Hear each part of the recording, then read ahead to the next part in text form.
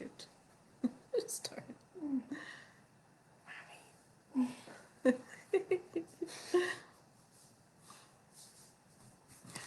think we're good. It's a little low, but hello and good Wednesday to everyone. My name is Teresa McCalman, and I am running to be your senator in the 49th Senate District in New York State. And we've got a few things to talk about in a short time. Actually, we may even get done a little early. Plus, I have a returning guest on, and we'll try to keep the giggles down this time. Hey, look, Fitzy's there. Wait, just wait. Hey, Fitzy. All right, so, wow. I don't know if, if you don't know what's been going on for the last week and this past weekend here in the capital region and all over the world, then I don't know, either you just woke up from a really long nap, or I don't know, you're just self-isolating a bit more than the rest of us. So there's been a lot of Black Lives Matter movements, Black Lives Matter movements, all across the nation, all across the world. And I'm going to get to the ones from the world because they're very, very moving. And I'll try not to get emotional. Because I did this weekend when I was at one of the protests here in Albany. I mean, in the capital region, and that one was Albany. But why are we protesting? We're protesting because Black Lives Matter. And also, we are tired AF of getting murdered, period. And I kind of flinch when people say they were shot for no reason, they were murdered for no reason. No, there should not be a reason to shoot or kill or murder someone. We are being murdered, period. And this should not be, and it should not be happening. And we've been saying this for 400 years, and at least at one of the marches, a man yelled 5,000 years, and he's going back to the thievery of the blacks and the Moors and the Hebrews in Africa. And I know that's what he was talking about, but here in America, for over 400 years, we have been saying stop. And I kind of likened that to one of my press conferences to saying, please stop. I don't like that. Can you just stop? Okay, I'm going to ask you again, can you just stop? All right, now I'm going to raise my voice. Stop. What are you getting so upset for? I keep telling you the same thing over and over again, and you keep doing it. Stop. And that's pretty much what we've been doing. And then finally what happens, when all that stuff builds up, we have no other choice but to react. And these are the protests, not the burning and looting. That's just some people coming and inciting riot who have absolutely nothing to do with our protests and our frustration and our anger. And then some people who really don't care about the movement, black, brown, and white, and in between, who are instigating as well. So we don't claim them. I don't claim them. We were loud and as proud as we can be without the violence and burning. And I did make a comment that if it burns, it burns. But it's not that if it burns, it burns. It's just that that's how we feel inside. And we are so fed up that a building does not matter. And I think the mayor of Minneapolis, or wasn't Minneapolis? Yeah, he said, was it Floyd, whatever his name is? I call him Trudeau number 2 because he looks like Trudeau. Obviously, that's why I call him Trudeau number 2. He said he didn't care if the police building burnt. What mattered was the lives, making sure everybody was safe, making sure everybody was protected. It's not right.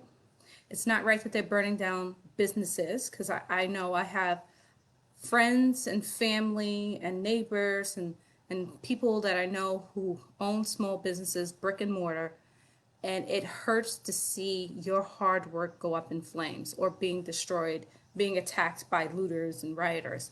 I get it. And I think I had like an idiotic argument with a woman who was trying to say, this is how you should protest, and this is not how you should protest. And the thing is, that's not the point.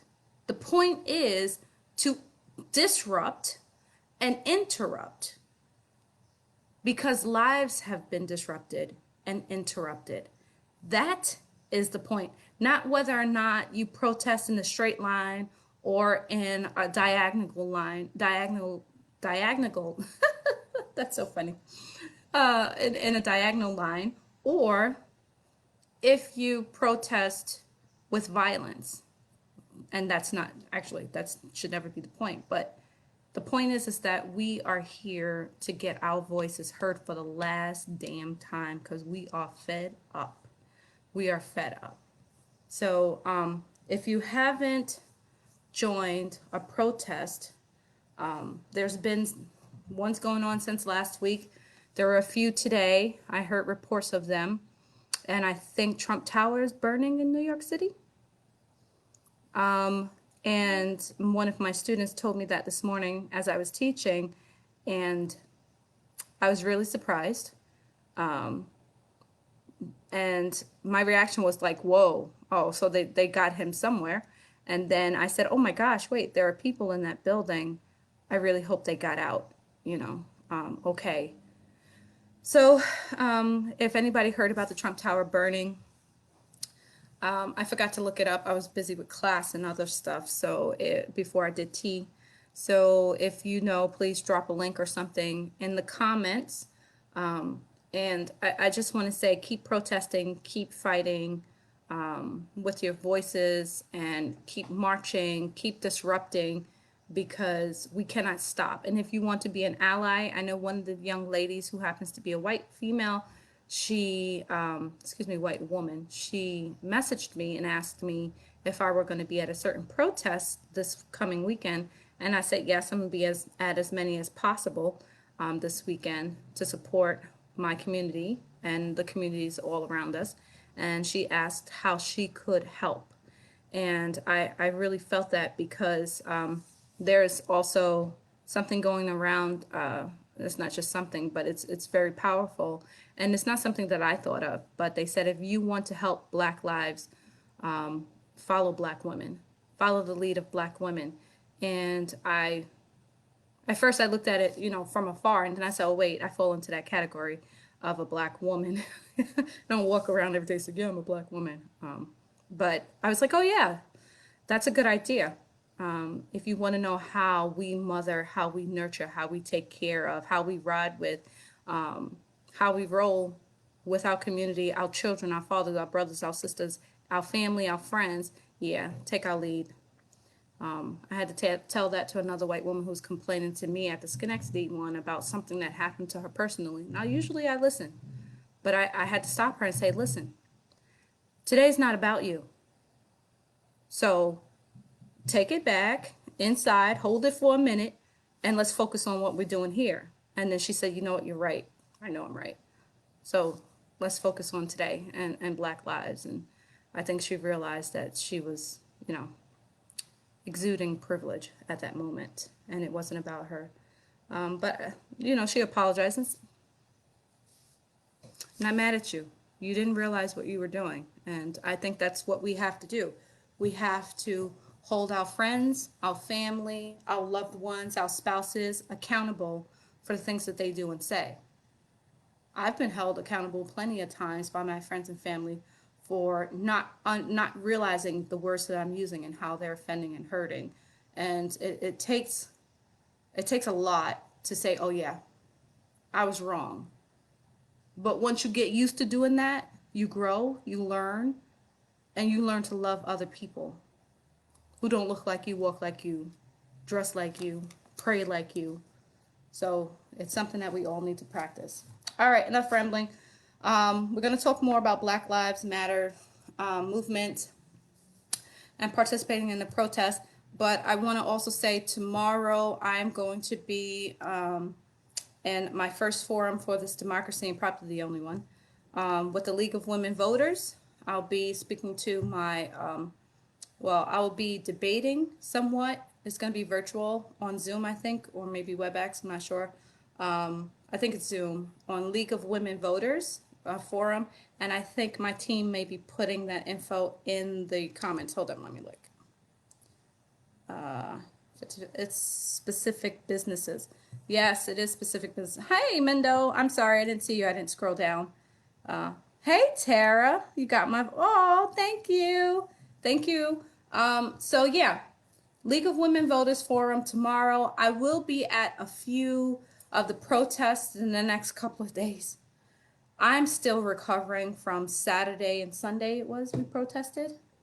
We protested for hours in Albany and all different parts of Albany. We started out the main one in Townsend. We moved over to the Capitol, and then we went to get the car and went over to the governor's mansion. We were all over. We did not happen to be down by South Pearl Street in the South End.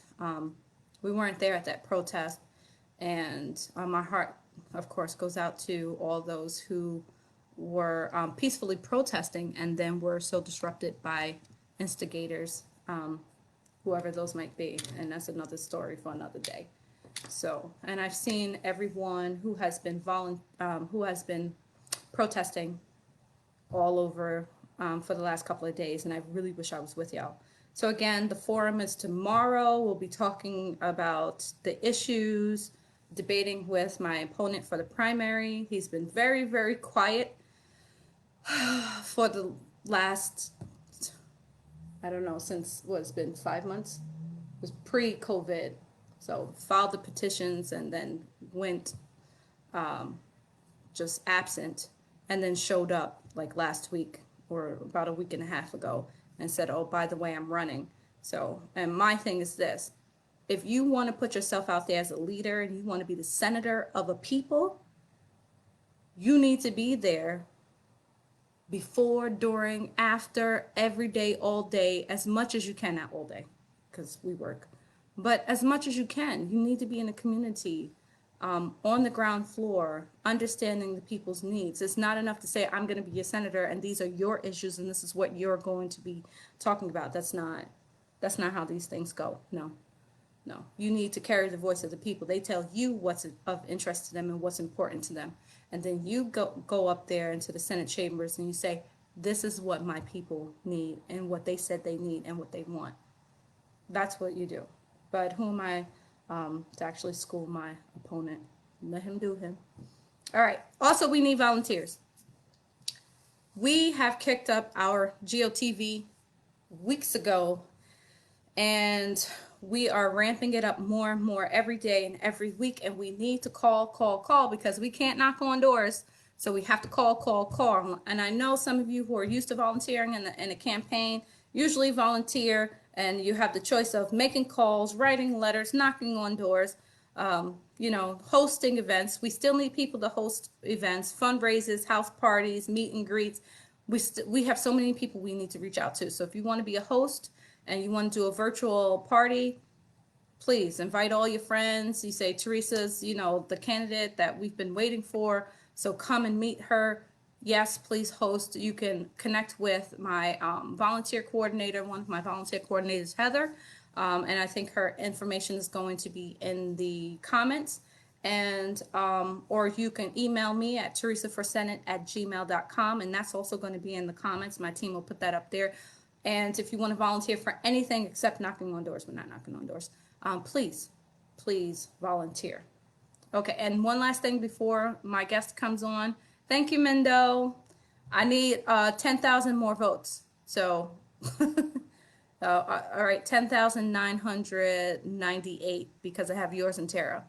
You can email Heather Crocker, anybody who wants to volunteer. Her email is right there in the comments. We are in phase 2 of COVID. I gotta take a sip. I hope this has cooled off. Hold up a second. I'll show y'all my tumbler. Teacher fuel. Oh, this is hot. Ooh, my daughter made it. We are in phase 2 of our reopening. That means hairstylists are open, retail stores are open. So when I saw that retail stores, and I was like, but some of them were. And then I'm thinking bodegas, corner stores and stuff. So never mind. So retail stores are open, and tomorrow, or I think it was today, no, it's tomorrow, Thursday. Yes, Thursday, restaurants can do outside dining, and you must wear masks, and the tables and everything need to be 6 feet apart.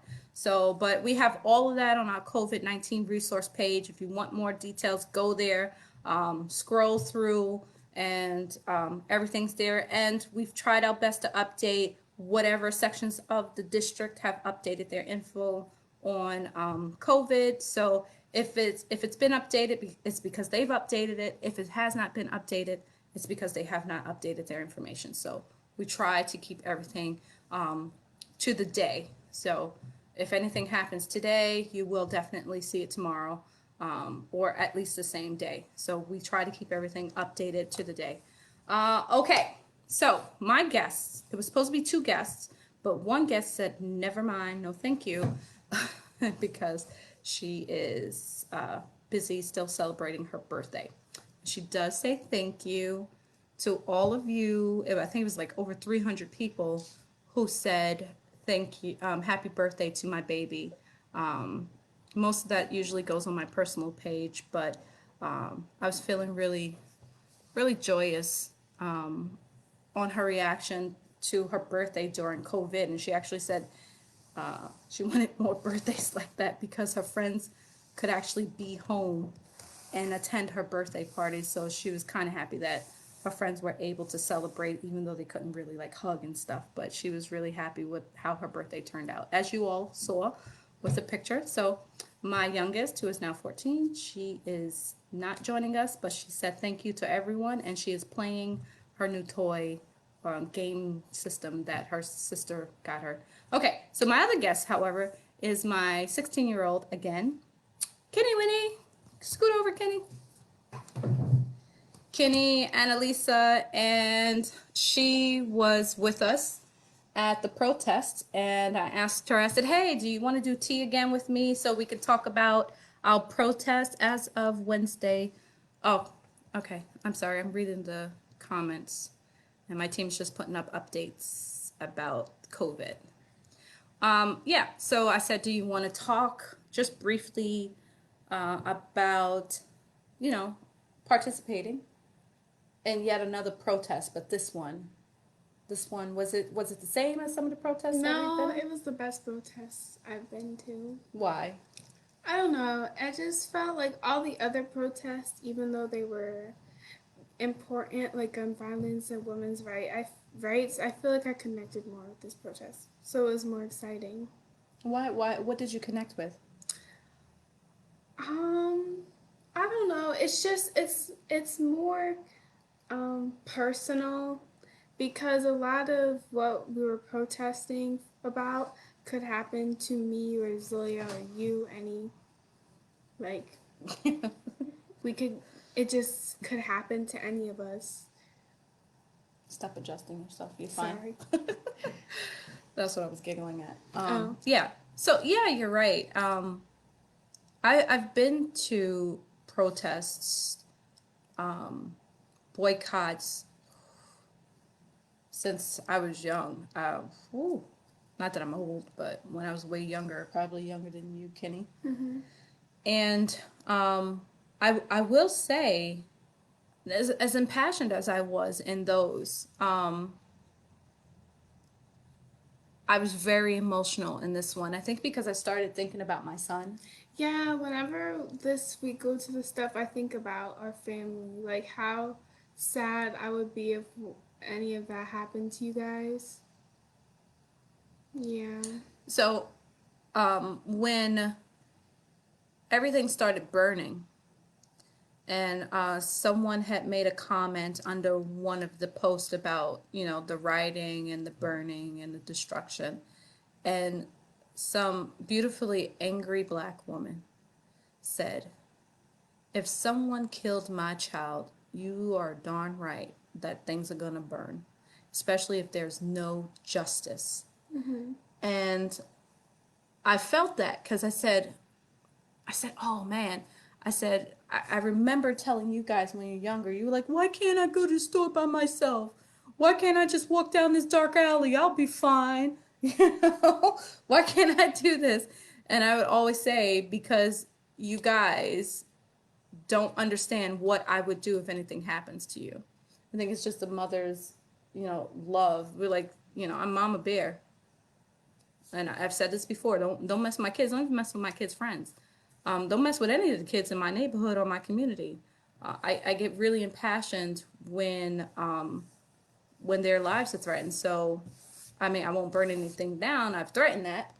I don't think I would actually do it, but that's how angry I would be. And that woman who said that, I was like, I felt that. I really, really felt that. And even though I don't believe that the peaceful protesters caused things to Me either. cause that destruction, I think that they felt it though. Yes. What They I felt it. think, I think, because I know we kind of saw it at the other protest, I think that the looters and vandalizers are not the protesters at all. I think it's people trying to make the protesters look bad and saying black people are ignorant and stuff like that. And it's not true because there's so many videos like of people caught, white men or women caught spray painting stuff on buildings, breaking windows, and the protesters are stopping them. And some of the young people get excited and want to join and stuff, but I don't think it's the protesters. I think it's just people trying to make them see bad. They're instigating and starting it, and Yeah. then And then people get a little too excited. and follow. We saw that in Schenectady. Remember, we Yeah, were the standing guy there. who was He banging. He just started banging on and kicking, the windows, trying to shatter the police black, department window. yeah, And they had to stop him. They're like, "This is not what we're here for." yeah. And the men, the young black men, they handled it very well. And I know some of the women were reaching out to the men to don't do it because they thought that he was going to whoop his tail. Mm-hmm. And because they were angry because he was starting to become violent and we were standing there peacefully. Mm-hmm. And they went over and they were like, no, no, no. And they went and told him, that's not what we're here for. And we did not ask you to do that. And then another young man, I didn't see his face, but he had dreads. And if you're out there, let me know who you are. He actually grabbed the guy And gave him a hug. big hug Mm-hmm. and squeezed him and said, are you okay? Just calm down. Oh, that's a good sign. Yeah. Are you okay? When George Floyd called out for his mother, he summoned all mothers. Exactly, Cheryl. And when I watched it once and I heard him say that, but I didn't know if it was him or there was a child there with the woman who was the young girl, I should say, who was videotaping, and there was a child there, and I was like, is that him who said that? And I said, if that was him, I can't. Unfortunately, I watched the whole thing, and it broke my heart. And then everything erupted because he was murdered, and I said he's dead. He was murdered. Yeah, that's exactly what happened, Cheryl. All mothers were called. Oh my gosh, so true, so true. And I think that's why I felt what that woman said. She's like, I would burn it down too, because that's how we feel. That's how we felt. Yeah. So the protest, however, in Albany, Oh, that started the passion. I mean, it really reignited just why I've always done what I did, like just to fight injustice and to see so many people waking up and realizing, whew, they've been asleep for a long time. Yeah, it was nice to see people of all shades and races and colors there. Oh, we had that one guy. Remember that one guy? He had the audacity to run by. What he said? All lives matter. and He he said was all trying lives he was matter. trying to he was trying to incite something. Yeah, he was. And everyone's like, what did he say? And everyone repeated But what he he said. ran away. And he kind of like scuttled off really quickly. And I was like, boy, I said, if you stand still and say that, you don't have the guts to stand still and say that to everybody in this crowd. It was thousands of people out Yeah, there. that's why he ran. Thousands. You guys saw my And live. that's another thing. I feel like, especially with a lot of stuff my mom says, you guys have to, like, it's not saying that it's not versus black. It's everyone versus racism. We're not Period. we're not bashing all white people, saying white people as a race are racist and stuff like that. I feel like, But the thing is that they and white people who know this and understand it, that yeah, they benefit from that system that was set up for them by and I feel like yeah. some of the people who refuse to acknowledge it or get educated, they get salty because the shoe fits. Yeah. They get The yeah. shoe fits and they just have to put it on because Yeah. it's not. We're not calling out anybody, and if you're feeling guilty, then maybe you have to reevaluate your way of living. And it's not calling out, it's calling it what it is. Yeah, and but if you feel, we're not saying you are, we're just saying that the system has been set up to oppress, to murder, to suppress, to kill, to steal voices, to steal culture, to steal language, to decimate it, to just commit genocide on black and brown people, and we have been fighting that forever. I am one of the last people in my family to speak my native tongue, my Native American language. I almost gave that up because I was told all my life it's not a real language. It's stop speaking like that. You sound stupid. It's disrespectful in front of people. Speak English. All my life you don't speak like that. So I was like, I sound stupid. I'm not going to do this anymore. Thank God for the grandfather of the Abenaki, or as you guys say, the Abenaki. No, you guys say Abenaki. They say Abenaki. Came up to me and said, do not. He was like, you keep your language because that's what happened to us. That is our history. It has been stolen from us. It has been beaten out of us. It has been embarrassed out of us. He said, you keep that language and you teach it to your children. And from that day forward, that's all I've been doing, is making sure that my children know who they are and where they come from, because that was stolen from us. And that is a part of the oppression, and that is a part of the anger and frustration. So when you hear us lashing out, no matter what, whether it's in silent protest, whether it's in physical protest, understand that there's a history there. Yeah, like so when we say that, is a battle. Every day you wake up and you have to prove yourself as a black person, as a person of color. You have to prove yourself. So when a person who is not of color comes up to us and says something like, "Oh, this protest is."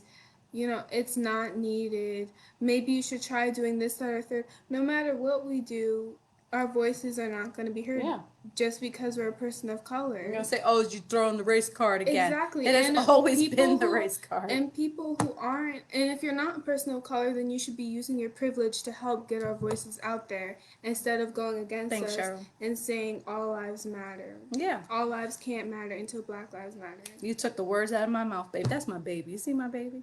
Yes. She'll be teaching me some things, though. Yes, all lives will not matter until Black lives matter. And that means black and brown. So all our finely cocoa-shaded people. When we stop being called the N-word, stop being called blackie or monkeys, or whatever the heck the derogatory terms are, when we are seen as people, and you guys watch my speech, I'm not going to go through it, but when we're seen as people and left to live in peace, just like the rest of America, which is, I'm going to say this code word. When you say American lives, that used to be code word for white lives. Urban was black and brown.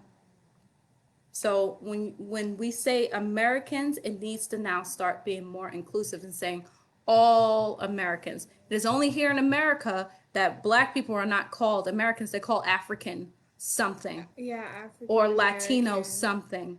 We're not called just Americans. We are Americans. When we leave these shores and go to Europe or some other place, people go, "Oh, you're American." It's the only time we're called American. Like It's America, ridiculous. I don't know. I'm sorry. America just cannot be apologize. real. America just can't be real. Some of the stuff that goes on here is out of this world. It's beyond me. I'm not understanding why people in America are just not getting the memo. I just don't understand why people see color. We are all going to be dust at the end of the day. We're all going to the ground at the end of the day. We're all going to be in the ground at the end of the day. We're all human at the end of the day. We all bleed the same at the end of the day. I bleed red. You bleed red? Yes, I bleed red. I don't bleed green. I know that for sure. You're not Vulcan. Yeah, so I'm not understanding. It's just like America runs on money and race, and that shouldn't be it. That's why people need to start voting. Yes, bring it back. Bring it back to the ballots. Voting. Yes. People need to start voting because we have all those people in office who don't care about us. They say that they care about us when they're running, but when they get in, it's all about money and power and fattening their pockets.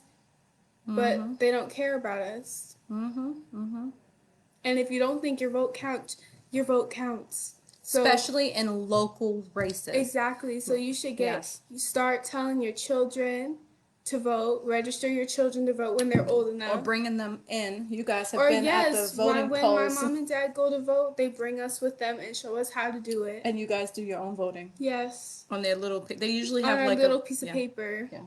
They have like this little. It doesn't count, but we're still doing something. You just said your vote counts, and now you say as a 16-year-old, it doesn't count. Okay, we said no giggling. It doesn't count as at my age, but at least I feel like I'm doing something. Yeah, you used to be like, I voted. It's tiring. It's tiring to have to keep calling it out, right? Don't settle for less than what each of us deserve. Equity, fairness, justice, human rights, right? Human rights, first of all, should define all of that, right? We shouldn't have to say human rights and. Yeah. It should be basic human rights and period. Human rights, because we are human. Yeah. And the fact that we had to even pass human rights is ridiculous. It's ridiculous. Like I said, America cannot be real. What is going on? People are like, oh, you have the civil rights movement, but why did we have to do that? Yeah, why did that have to be? You know why the civil rights laws were passed? Because of the Tulsa riots. What happened in the Tulsa riots? 300 plus Black people were killed. Their businesses burnt down, destroyed. They were murdered. In cold blood. And guess what happened? People rioted. They were pissed. They were like, are you kidding me? Yeah, we're rioting for a reason. We're just not rioting because we're bored in quarantine. And that's another thing. That is another thing. I'm sorry. I feel like I'm taking over your life. But go ahead, baby. I invited you in to talk. This has to be said. But we over. We 3 minutes over. But go ahead. For all those people who said, why are you rioting and getting together in groups when you're in quarantine? That was not the case when people were saying that social distancing was taking away their rights and social distancing and quarantine was slavery. That was not the case. Everyone was justifying that riot. But now that we're rioting for actual good cause. Right. Those people were rioting because they wanted to get haircuts. We're not rioting. Yeah, those people were protesting, because they wanted haircuts for selfish needs. We're protesting because we're being murdered. That's right. And I'll tell you this, now more than ever, just like my daughter said, now more than ever, you need to vote. I mean, every year since forever, right? We've been saying that this year you're voting for your life, or vote like your lives depend on it. Literally, if you have not been paying attention to what's been going on in the White House and what's happened the last couple of days, right? Your life. Black or brown, white or pink, purple, yellow, orange. I don't care what color you are. Your life is at stake here. Get involved. Volunteer. You want to volunteer for my campaign. Do some research. If there's other people you want to volunteer for, that's fine. but get involved. Understand what is at stake. It is your life, your children's lives, your unborn lives, your families, your loved ones, your neighbor, nosy neighbor Bob down the street. Everyone's lives are on the line this year in every single election. Yep, and now more than ever, black people need to stop going against each other, treating each other as competition, and start working together. There are so many people of color in America, and instead of sticking up for each other and helping each other, we're bringing each other down. Yeah. And that comes from back in the day when there was slavery. There still is slavery, but you know what type of slavery I'm talking about. And white men said, in order to keep the black people from separated, we're going to do colorism. So the light skins are going to get treated better than the darker skins. Or they told the darker skinned ones that these are the more preferred, and that's how they treated them. And it's still going on to this day, and I feel like that's why there's so much separation in the black community. And sometimes we don't even realize it, but we need to get it together. We do. Stop it. Stop this divisiveness within the community. Stop the separation. We have so many organizations that are working towards community health, community unity in the community, equity. There are so many organizations out there, black-run organizations, strong black men, strong black women, Women X, Latinx, all those organizations are there to help the community. We all need to get together and support each other and really raise our community up. Yeah, because once we do that, it's Stop over. abusing ourselves. Once we do that, it's over. All those people in Not office. Not saying we're the problem, but sometimes sometimes. Yeah, all those people in office can be voted out. Our voices will be heard, and people who made sure to keep us separated are going to be shook. When they were like, "Whoa, and that's we weren't what we expecting need. that." We need them to be shook. Yeah. Here in Schenectady, and this will be the last point too because we're going over. But here in Schenectady, there's often the angry complaint that the Guyanese community came here and just took over and all that. And unfortunately, that was a result of a former mayor making the decision to go outside of the community to bring in people from New York City or wherever, Queens, and to purchase abandoned properties instead of first going to the communities. And this is one of the things that I've spoken about during my my mayoral run, and I speak about now. We have to reinvest in our communities now as they stand. It is not going to work, and it didn't work very well at first when the Guyanese came in. They bought the property, and most of them became absentee landlords. Some of them stayed, and they raised their families and brought family from Guyana, and their houses are beautiful, so gorgeous. Yeah. And I love seeing it. I love seeing them building up, but we can no longer depend on outside people to build up our community. We are the people, and we are the people who should take responsibility for the development of our community. And you guys heard me say this during my mayoral run, and I still believe this. Do not go to outside people to help build up the community. We already have the people here who can do it. We just need to support them in their endeavors. Show them how they can do it. Or just take their ideas, and I've walked all through Schenectady. I've heard young people talk about they want to take this abandoned, overgrown, junky park and make it a skating park. And I was like, oh, that's an awesome idea. And then he gave me a design. I've heard other people say, why don't we make this a green space? We can tear down this abandoned building and make it a green space. We don't have a green space in here. We have to walk all the way across town to Central Park to have some trees and green and a bench. And they were like, we can just take these 3 abandoned properties. There are ideas out there. Speak to the community, and rely on the community to build up their own. They know what they need and what they want in their community. They don't want a new liquor store. They want a food store. They want a health food store with affordable things. Story. Yeah, or baby.